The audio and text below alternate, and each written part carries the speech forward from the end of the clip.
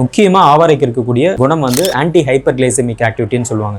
நீரிழிவு நோயாளர்களுக்கான மிக அற்புதமான மருந்து ஆவாரை. ஆவாரினுடைய இலையாகட்டும் பூவாகட்டும் நல்ல மருந்தாக பயன்படக்கூடியது.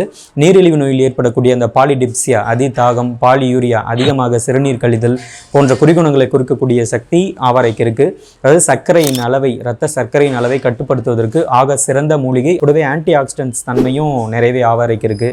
ஹெப்படோ ப்ரொடெக்டிவ் ஆக்டிவிட்டி இருக்குது அப்படின்ட்டு பல்வேறு ஆய்வுகள் சொல்லியிருக்கு. அதாவது கல்லீரலில் ஏற்படக்கூடிய பாதிப்புகளையும் ஆவாரை நிச்சயமாக தடுக்கும் மருந்தாக எடுத்துக்கொள்ளும் பொழுது. ஆவாரை பஞ்சாங்கம் அப்படின்னு சொல்லுவாங்க. வேறு, இலை, பூ, காய், பட்டை இது எல்லாத்தையும் சேர்த்து காய வைத்து சூரணித்து கொடுக்கும் பொழுதும் நீரிழிவு நோயில், அதாவது இரத்த சர்க்கரை அளவை நிச்சயமாக கட்டுப்படுத்தும். கை கால் பகுதியில் ஏற்படக்கூடிய எரிச்சலையும் குறைக்கக்கூடியது இந்த ஆவாரை பஞ்சாங்கம். நீரிழிவுக்காகவே பிரத்யேகமாக இருக்கக்கூடிய இந்த ஆவாரை மூலிகையை தொடர்ந்து பயன்படுத்திட்டு வந்தாலே இப்போ பெருகி கொண்டு இருக்கக்கூடிய நான் கம்யூனிகபிள் டிசீஸில் மிக முக்கியமான நீரிழிவு நோயை நம்ம கட்டுக்குள் வைக்க முடியும்.